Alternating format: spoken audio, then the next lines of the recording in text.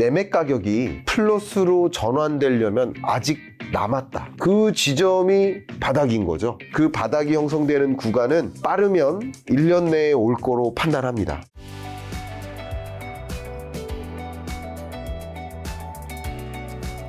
그 한국 경제는 좀 어떤 상황인 거죠? 이렇게 경기 침체가 가속화될 때 한국 경제의 고질적인 문제는 또 무엇일까라는 것을 판단해 봐야 되는데요. 지난번에도 말씀드렸듯이 똑같이 강조하는 것이 부동산 PF 대출 잔액입니다. 네. 부동산 PF 대출 잔액이 계속 쌓이고 있습니다. 그리고 23년 지금에는 더 쌓여 있을 것으로 추정하지 않을 수가 없습니다.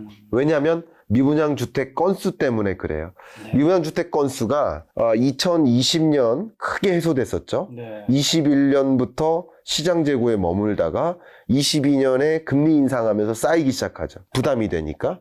그리고 22년 중반부터 급격히 쌓이죠. 네. 근데 지금 보셨던 부동산 PF 대출 잔액은 22년까지고요. 23년의 경우에는 더 가파르게 쌓이는 국면이니까 네. 대출 잔액이 쌓이고 있는 상황인 건 거의 명확하고요. 그리고 이 대출 잔액이 금융권 기준으로 보면 뭐 은행, 증권사, 보험사, 그 뭐 상호금융, 뭐 예를 들어 새마을금고 같은 상호저축은행, 뭐 이런 여러 가지 분야별로 부동산 PF 대출 잔액을 갖고 있는데 연체율이 가장 높다거나 이렇게 판단해 보면 자, 이 부실 문제를 판단할 때 이 대출을 해준 금융기관 중심으로 판단할 수도 있겠죠. 금융기관 중심으로 어디가 연체율이 높은가 이렇게 판단할 수도 있는데 결국 대출해간 주체, 건설사를 중심으로 판단할 수도 있겠죠. 네. 특히 어떤 건설사는 도저히 돈을 돌려줄 수 없겠구나. 이렇게 판단을 해보면 금융기관 사이드에서도 대출 연체율이 높다거나 전체 자산 규모 대비해서 이 부동산 PF 대출 잔액이 높다거나 이런 은행들이 좀 부실해지는 거, 이런 금융기관이 부실한 거고요. 특히 그 거래했던 업체 중에 유독 부실한 건설업체와 에게 대출해줬던 네. 그 은행은 그 부실이 금융부실로 전이가 되겠죠. 네, 그런 상황에 지금 놓여 있는 거라고 볼 수 있습니다. 그런데 지지난주에 네. 국토연구원에서 미분양주택을 전망했어요. 네. 사실 미분양주택 전망이 굉장히 어렵거든요. 근데 이 그래프를 보셔도 좀 여러분 쉽게 이해가 안 되실 수도 있는데 결론만 말씀드리면 미분양주택 건수가 뭐 대략 13만 호, 많게는 16만 8천 호까지 증가할 수 있다라고 국토연구원에서 한 거예요. 국토연구원은 국무총리실 산하의 국책연구기관입니다. 그리고 그 직제로는 그러하고요. 이게 국책연구기관이라고 해요. KDI, 국토연구원, 네. 저희들 에너지경제연구원, 이게 다 국책연구기관이고, 다만 이 국책연구기관들이 같이 파트너로서 일하는 정부 부처는 다른 거예요. 그래서 KDI는 기재부랑, 또 에너지경제연구원은 산업통상자원부랑, 국토연구원은 국토교통부랑 일을 하는 거예요. 그렇게 생각하시면 좀 도움이 되겠습니다. 그러니까 이게 국책연구기관으로서 이 미분양주택이나 이런 것들을 전망할 때 좀 보수적으로 할까요? 아니면 좀 적극적으로 할까요? 보수적으로 하지 않겠습니까? 네네. 그러니까 보수적으로 하는데도 13만 호까지 쌓인다. 네. 라는 것은 여러분이 지금 지각하고 있는 이 7만 5천 호가 다 온 게 아니다라고 인식하는 것도 도움이 되고요. 네. 제가 이것을 위해서 롱텀하게 미분양주택 건수를 네. 그래프를 따로 그려봤는데 네. 보세요. 2008년 글로벌 금융위기의 여파로 네. 미분양주택이 이렇게 쌓이다가 네. 그때 16만 6천 호까지 쌓인 적이 있어요. 그러니까 이 정도의 미분양주택이 불가능한 건 아니다 네. 라고 가정하는 것도 도움이 되지 않을까. 네. 어쨌든 이렇게 미분양주택이 본격적으로 쌓이기 전 이 단계의 부동산 대출, PF 대출이 그렇게 쌓였던 거고 연체율이 늘어나고 그런 상황인데 앞으로 추가적으로 미분양주택이 더 늘어난다라고 가정하면 우리나라 위험하죠. 저는 위험하다고 생각합니다. 네. 그러니까 제가 말씀드린 것처럼 고금리의 역습을 받는 모습인 거예요, 지금. 네. 세계 경제가, 네. 한국 경제가. 그러나 각자 더 골마 있는 부분이 터지는 거죠. 그죠? 근데 우리나라가 골마 있던 부분이 이 부동산 미분양 이쪽 영역이라는 것은 네. 꼭 인식해 주시면 좋겠고요. 그런 면에서 경기 침체에 벗어날 수 있을까? 제가 작년부터 이 그래프를 보여드리다가 이번에 업데이트해서 다시 보여드립니다. 지난번에 보여드렸던 건 이 점선이에요. 네. 한국 경제 성장률인데요. 상하반기. 지난번에 제가 출연했을 때 보여드렸던 성장률보다 이번에 수정 전망된 게 더 떨어졌어요. 네. 그러니까 더 나빠졌으면 나빠졌지 좋아진 게 아닙니다. 그러니까 이게 제가 여러분들이 요 팩트를 보시면서 위협이라고 느끼지 않으셨으면 좋겠어요. 그냥 팩트 그대로 받아들이셨으면 좋겠어요. 전 그런 의미입니다. 상반기 성장률이 1.1%, 하반기 성장률이 2.0%, 한국은행이 이렇게 전망했습니다. 그래서 도합 1.6% 성장할 거라고 이렇게 전망했어요. 이렇게 낮은 성장률이 지속되는데 물가 문제는 해소가 온전히 안 된 상태죠. 물가가 문제가 해소됐다는 얘기는 이 2%라는 이 제가 점선, 굵은 선으로 표시했죠. 2%라는 기준선에 부합해야 물가가 잡힌 거예요. 그러니까 다시 말하면 23년은 물가가 온전히 잡히지 않은 상태에서 강한 경기 침체가 지속되는 흐름. 이게 한국 경제의 모습이에요. 경기 침체죠. 이걸 경기 침체라고 하지 뭐를 경기 침체라고 합니까? 이 경기 침체 현상이 우리 지금 그 경기 침체 국면에 살아가고 있는 겁니다. 경기 침체 온다가 아니라 그건 제가 작년에 했던 표현인 거고 경기 침체 옵니다라는 건 작년 표현이고 지금 우리 경기 침체 국면에 살아가고 있는 거예요. 그러니까 고물가 저성장이라는 두 가지 나쁜 숙제만 받아들고 있는 모습인 거죠. 제가 그때 그렇게 질문 드렸었잖아요. 예를 들어서 물가가 치솟는데 소득도 같이 늘어요. 괜찮죠? 반대로 소득이 줄어들지만 물가도 같이 떨어져줘요.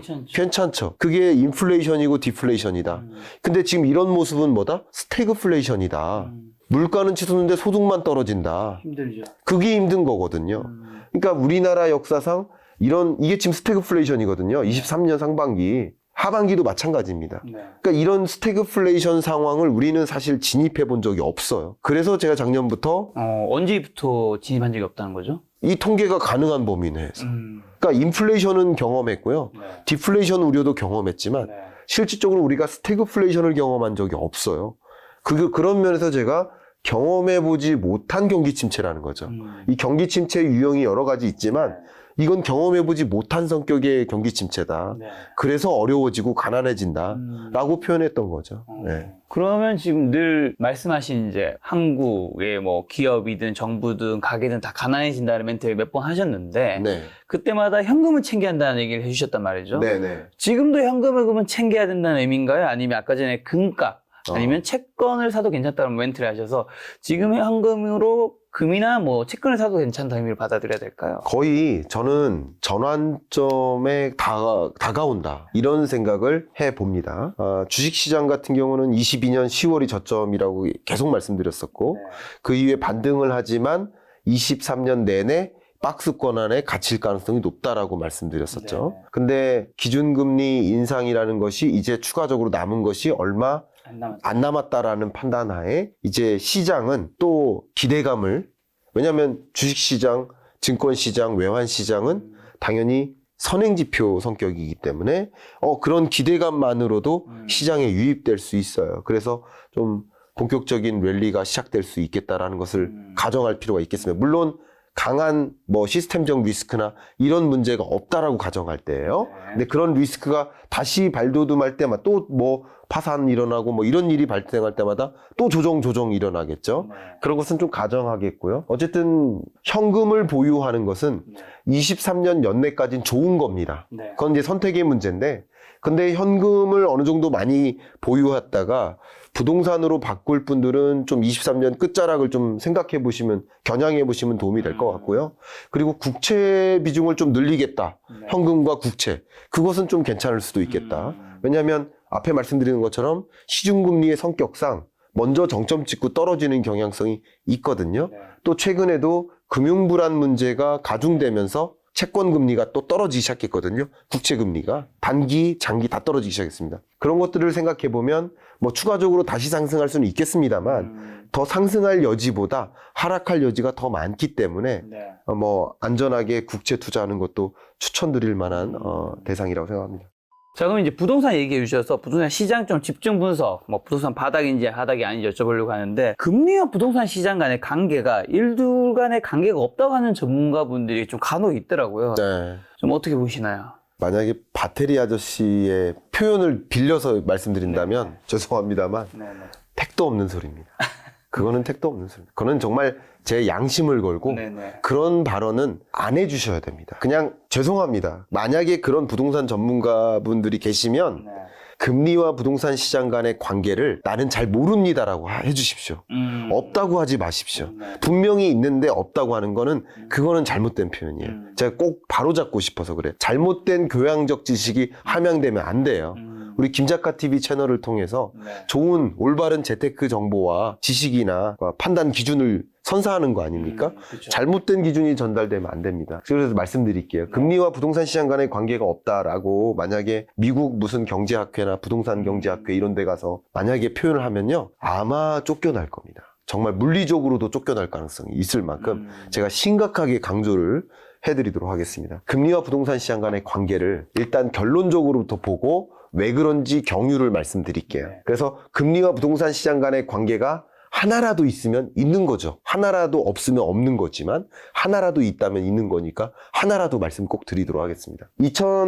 2020년, 21년 보시면 집값이 어떻게 했습니까? 폭등했죠. 전국 집값, 서울 집값 폭등했죠. 네네. 그리고 21년에도 상승세가 유지된 거예요. 네. 이게 왜냐하면 13%나 상승했으니까. 네. 그리고 전국 기준 18%나 상승했으니까 둘 다 이렇게 20%, 13% 이상에서 맴돌았으니까 20년, 21년 연속으로 상승세가 유지된 거예요. 이때가 어떤 시대입니까? 저금리 시대, 제로금리 시대, 완화적 통화 정책의 시대, 완화의 시대였죠. 그리고 22년에 급락하죠. 이걸 급락이라고 할 수 있겠죠? 네. 이 급락한 걸 뭐라고 표현할 수 있어요? 왜 그렇다고 할 수 있어요? 고금리 시대. 고금리 시대로의 전환, 긴축의 시대로의 전환. 긴축의 시대에서 당면하는 그 부동산 시장의 흐름이에요. 금리와 부동산 시장과는 관계가 있다는 것을 결론부터 먼저 말씀드리는 거예요. 그럼 구체적으로 왜 그런지 말씀드릴게요. 금리 수준이 높다라고 인식하면 인식할수록 주택을 구매하고 싶은 생각이 들어요, 안 들어요? 당연히 덜 들겠죠. 덜 들겠죠. 왜냐하면 대출이 우리가 주택을 살 때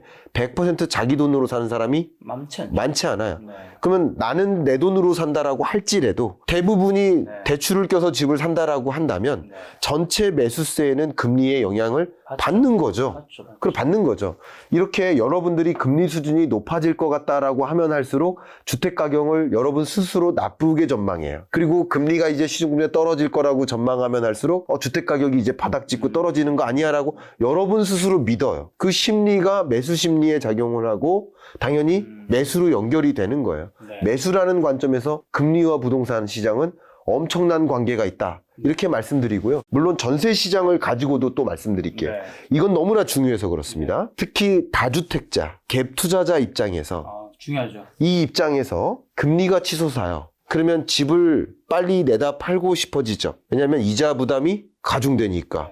그러면 공급 물량이 어떻게 된다는 거예요? 늘어난다. 맞죠. 공급은 늘어나는데 금리가 올라가면 올라갈수록 매수하고 싶어 하지 않는다. 수요는 준다. 네. 수요와 공급에 금리가 영향을 미치잖아요. 그러면 매매 가격에 영향을 미치겠죠. 네. 설명 끝났네요. 하나라도 설명드리면 있는 거잖아요. 네. 관계가 있는 겁니다. 그렇죠, 그렇죠. 관계가 있다고 규명하시는 게 맞습니다. 네. 그럼 전세 시장과 매매 시장과의 관계는요? 결국 금리와 매매 가격에는 관계가 있다는 걸 또 부수적으로 설명드리는 중요한 논제가 전세 시장을 경유해서 매매 가격에 영향을 미치기 때문이에요. 왜 그러냐? 세입자 입장에서 네. 세입자는 선택할 수 있는 것이 물론 내 집 마련을 하지 않는다라는 전제하에서 월세 전세. 월세 아니면 전세잖아요. 네.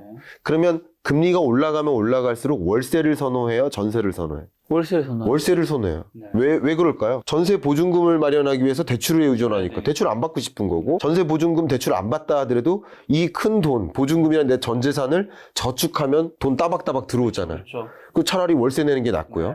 또 한 가지 중요한 변수는 뭐냐면 전세 시장이 이렇게 조정될 때 네. 금리가 올라가서 전세 시장이 조정될 때 무슨 문제에 또 봉착해요? 깡통 전세 문제. 전세 가격이 혹은 집값과 전세 가격이 네. 빨리 조정될 때 이 깡통 전세 문제가 있거든요. 이런 것도 걱정이에요. 그러니까 여러 가지 면에서 월세가 낫죠. 월세가 낮다라는 판단을 조금 더 가중치를 부여할 거예요. 그 변화가 없는 분도 있지만 변화가 있는 분도 있기 때문에 전체에는 변화가 있다고 보는 거예요. 그러면 전세 시장의 경우에는 이 보세요. 전세 수급 지수인데요. 이 전세 수급 지수는 이 100을 기준으로 해서 이 위에 있을 때는 전세 공급이 부족해. 전세난인 거예요. 100 밑으로 밑돌면 뭐예요? 전세 세입자가 부족해. 역전세난인 거예요. 그러니까 금리가 올라가면 올라갈수록 어떻게 돼요? 역전세난이 발생하는 거예요. 그렇죠. 쉽게 말하면 집주인 입장에서, 갭 투자자 입장에서 세입자를 찾기가 힘들어요. 그러면 공실이 발생했는데 이 세입자가 다시 안 나타나요. 어떡합니까? 힘든 거예요. 급매 내놓고. 그래서 제가 여러분들께 부동산 시장을 이해할 때 꼭 기억하셔야 되는 것이 급매와 경매는 네. 대부분 내 집으로부터 발생하지 않아요. 경매, 급매는 다주택자로부터 발생하는 거예요. 그쵸? 갭 투자자로부터 발생하는 것이지 내 집을 가지고 급매 내놓고 내 집을 가지고 경매 내놓고 그러지 않아요. 하긴 내 집이면 버티겠죠. 버텨요. 심리적으로 버텨요. 그래서 실제 매매 가격을 급등락시키는 것은 전체 부동산의 매수에서, 매수세에서 일부가 누구예요? 다주택자의 매수, 일부가 내 집 마련 매수라고 본다면 사실 이 내 집 마련 매수, 이 수요세가 매매 가격을 크게 결정짓지는 않아요.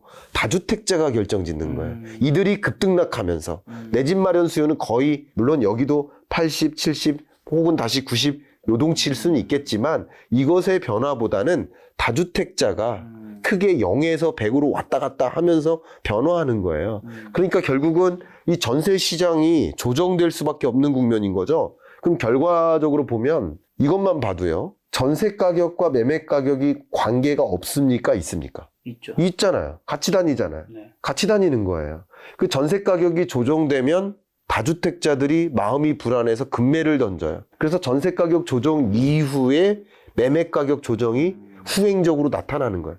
전세 시장과 매매 시장은 이렇게 관계가 있다는 말이에요. 빨간색이 매매인가요? 그렇죠. 그래프가 여기가 잘렸는데 네.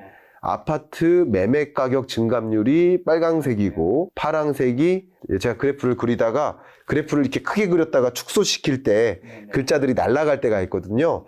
양해 부탁드립니다. 제가 날아갔는지를 모르고 이렇게 했습니다. 제가 그래프를 잘못 그린 것 같아요. 어쨌든 너무 크게 그려서 그런 것 뿐이고, 이 빨강색이 매매 가격, 파랑색이 전세 가격. 그렇죠. 전세 가격이 더 크게 떨어졌었죠. 23년 연내에. 왜냐하면 금리에 더 민감한 게 전세 시장이에요. 네. 세입자가 없어 봐요. 전세 가격을 어떻게 할까요? 더 낮춰 잡겠죠. 여러분 심리적으로도 전세 가격은 낮춰 잡더라도 매매 가격은 낮춰 잡고 싶지 않죠. 않죠. 네. 공급자 입장에 생각해보세요. 그런 것들도 반영되기 때문에 금리에 더 민감한 게 뭐예요? 전세 시장. 그 전세 시장을 경유해서 또 매매 시장에 영향을 미치기 때문에 이것도 역시 금리와 부동산 시장은 관계가 있음을 보여주는 명확한 증거예요. 그래서 관계 없다고 생각하시면 안 되고요. 관계 있으니까 금리, 부동산 시장, 또 전세 시장을 경유한 부동산 매매 시장, 이것을 그 그림을 좀 딱 갖고 시장을 바라보시면 도움이 되겠다라고 이렇게 설명드리고 싶습니다. 지금 매매와 전세 보여주시니까 사실 부동산이 급락한 지가 뭐 한 3, 4년 된 건 아니고 네. 한 이제 1년 좀 돼가는 거잖아요. 1년 정도 된 겁니다. 그러면 이제 어떻게 보면 보통 아파트가 계약이 한 2년이면 네. 지금 전세 이제 계약이? 네, 올해 뭐 하반기 내년부터는 이제 계약을 재갱신해야 되는 경우들은 굉장히 힘들어질 수 있겠네요. 왜냐하면 집주인이 이제 돈을 돌려줘야 되는 경우들이 많이 발생할 것 같은데. 너무 좋은 질문 주셨어요. 네. 너무 좋은 질문 주셨고요. 근데 그걸 못 돌려주는 경우. 아마 이 영상을 보시는 김작가 TV 구독자 여러분들도 예를 들어 이런 거예요. 저 신혼부부 세입자인데 실제 제 이런 댓글이 달렸었어요. 제 채널에 오셔서 저 신혼부부 세입자인데요. 네. 이 전세 만기가 3월입니다. 4월입니다. 그러면 이제 만기가 돌아왔고 우리 동네 집값이 이만큼 떨어졌는데 지금 사야 됩니까? 전세를 연장합니까? 하는 질문을 주셔요. 역시 같은 의문을 갖고 계신 분들이 분명히 계실 거라고 믿고 답변을 드린다면 매매 가격이 플러스로 전환되려면 아직 남았다. 네. 그건 왜 그런지는 좀 이따 설명드릴게요. 아직 꽤 남았다. 뭐 1년 정도는 아닐 수 있겠지만 그래도 좀 남아있다라고 가정하고요. 세입자로서는 지금 전세난이 아니라 역전세난이니까 그렇죠. 세입자 입장에서 적극적으로 나의 입장을 얘기할 수가 있는 시점이에요. 그렇죠. 조금 더 쉬워요. 왜냐하면 살아주면 고마운 거예요. 그렇죠. 땡겨야죠. 예, 집주인 입장에서 네. 그런 입장이기 때문에 제가 뭐를 말씀드리고 싶냐면 전세 계약 기간을 연장하되 짧게 연장해달라고 해보세요. 2년 했으면 1년으로. 1년이요, 1년. 1년 미만으로 연장을 해주십시오. 뭐 여러 가지 사유는 있겠죠. 여러 가지 사유로 제가 전세 세입자로서 기간을 1년만 좀 연장해 주십시오 라고 부탁하고요. 좋은 집주인들은 보통 그 계약일로부터 앞뒤로 한 달 정도 여유를 줘요. 네. 그죠? 근데 한 달은 좀 부족한 것 같고요.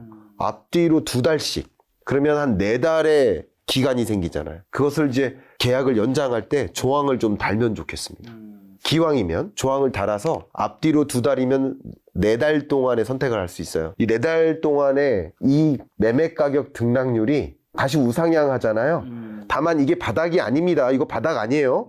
우상향하지만 마이너스 안에서 우상향하잖아요. 이게 경착륙을 연착륙으로 시키는 기조인 거예요. 정책적으로는. 정책의 효과도 있었다라고 판단합니다. 절대 제가 정치적 색을 두고 말씀드리는 게 아니에요. 어쨌든 규제를 강화했다가 규제 완화의 대상이 된 지역만큼은 매수세가 발동을 하니까 가격이 어쨌든 반등할 수는 있어요. 근데 반등한다고 해도 마이너스에서 반등, 이게 전주 대비 등락률이니까 지난주 대비 가격이 얼마나 떨어졌나를 보여주는 지표니까 여전히 마이너스에서 또 다른 마이너스로 경착륙이 연착륙되는 것이지 이게 마이너스에서 플러스로 반등한 건 아니죠. 그래서 이 매매 가격 등락률이 여러분 계속 이 그래프를 추적하셔야 됩니다. 추적하시면서 이 값이 플러스로 이렇게 전환되는 시점이 올 수도 있겠죠. 그 지점이 바닥인 거죠. 근데 지금으로부터 그 바닥이 형성되는 구간은 빠르면 1년 내에 올 거로 판단합니다. 빠르면. 그러나 늦으면 더 연장될 수도 있어요. 그건 저도 가늠할 수가 없어요.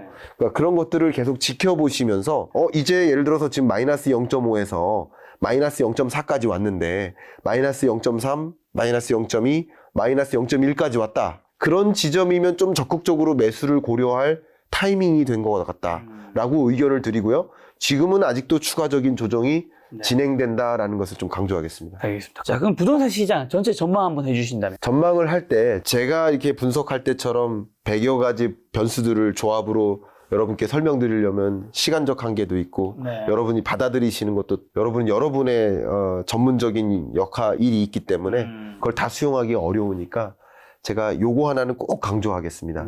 아마도 마이너스 등락률에서 플러스로 전환되는 그 지점은 이것과 맞물릴 겁니다. 이것이 뭐냐면요. 바로 미분양주택 건수가 증가만 하다가 감소세로 전환되는 지점. 그것과 맞물릴 가능성이 높다. 저는 이렇게 봅니다. 앞서서도 미분양주택 건수의 추이를 길게 보여드렸는데 그거는 미분양주택 건수가 얼마나 늘어날지를 보기 위해서 길게 본 거고요. 이 부동산 시장을 진단할 때는 짧게 봐도 되죠. 짧은 최근의 흐름을 본다면 20년 한 해 그 미분양주택이 급격히 해소되죠. 이때 급등한 거잖아요. 그리고 미분양주택 건수가 시장 재고 수준에 맴돌아요. 이때 상승세가 둔화되기 시작하는 거죠. 근데 22년부터 미분양주택 건수가 늘어나기 시작합니다. 이때부터 조정이 들어가는 거예요. 다만 22년 상반기는 미분양주택 건수가 완만하게 증가했죠. 그러니까 상승세가 둔화될 뿐이었어요. 다시 돌아가 볼까요? 22년 상반기까지는 여전히 플러스였습니다. 상승세가 많이 둔화돼서 제로에 가깝게까지 갔을 뿐이지 어쨌든 평균 매매 가격은 제로 수준에 가까운 플러스였어요. 근데 미분양주택 건수가 22년 중반 이후부터 급격히 늘어나죠. 이게 뭐와 맞물리죠? 빅스텝. 금리 인상폭이 강해지죠. 그때쯤에 조정이 많이 드러난 거고 조정이 많이 들어가는 그 지점은 미분양주택 건수가 급격히 늘어나는 것과 맞물리죠. 미분양주택이라는 그 개념 자체가 수요와 공급의 결과물이잖아요. 그러니까 미분양주택이 늘어날 때 가격이 올라갈 수 있을 거라고 좀 믿으세요? 아니요. 그럼 그 믿음을 가지고 판단하시면 됩니다. 이게 가장 저는 부동산 매매 가격을 진단하는 가장 과학적인 접근이라고 생각을 합니다. 뭐 저도 부족할 수 있겠지만 여러분들도 이런 부분에 동의를 하신다면 미분양주택 건수가 매월 말일날 발표돼요. 매월 말일 새벽 6시에 국토교통부의 보도자료로 나갑니다. 그리고 제 채널에서는 매월 말일 6시에 그 미분양주택 건수가 발표된과 동시에 분석을 해드려요. 그러면 제 채널을 보시라는 게 아니라 아마 수백여 개의 기사가 나올 겁니다. 아침 6시에. 왜냐하면 각 언론사마다 국토부 담당 기자가 있고요. 그 보도자료를 인용해서 기사를 쓰기 때문에 비슷한 기사가 수백여 개가 이렇게 쫙 나갈 거예요. 아침 6시부터 9시 사이에 막 나갈 겁니다. 그러니까 미분양주택 건수가 얼마나 늘었는지를 확인할 수 있는데 지난달 발표가 68,000호, 이번 달 발표가 75,000호, 또 3월 31일 6시에 발표가 될 텐데 좀 어쩌면 조심스럽습니다만 8만 호를 초과할 것으로 보고 있습니다. 그러면 이렇게 미분양주택이 어쨌든 쌓여가는 과정은 주택 가격이 계속 떨어지는 국면이고 근데 2달 정도 연속으로 좀 가파르게 미분양 주택이 조정된다. 네. 만약에 그때는 여러분들이 매수 시점이 온 게 아닌가라고 가늠해 보셔도 좋아요. 그러면 그 지점이 아마도 이 그래프로 보면 이게 플러스로 전환되기 직전의 모습일 것이다. 이렇게 보고 있고요. 저는 그 지점이 아마도 기준금리 인하가 있거나 혹은 기준금리 인하가 거의 확실시될 때, 기대감이 완전히 증폭될 때 100% 기준금리 인하가 다음 달, 다다음 달에 올 거야. 그런 지점, 그러니까 금리라는 지점, 매매가격 등락률이라는 지점, 미분양 주택이 해소되는 지점이 같이 맞물려서 나타날 것이라고 보고 있습니다. 이 거시적으로 부동산 시장을 이해할 때는 이렇게 삼박자를 가지고 부동산 시장을 계속 관찰하시면서 적절한 매수 타이밍을 고르시면 어떨까 하는 의견을 좀 드리고 싶습니다.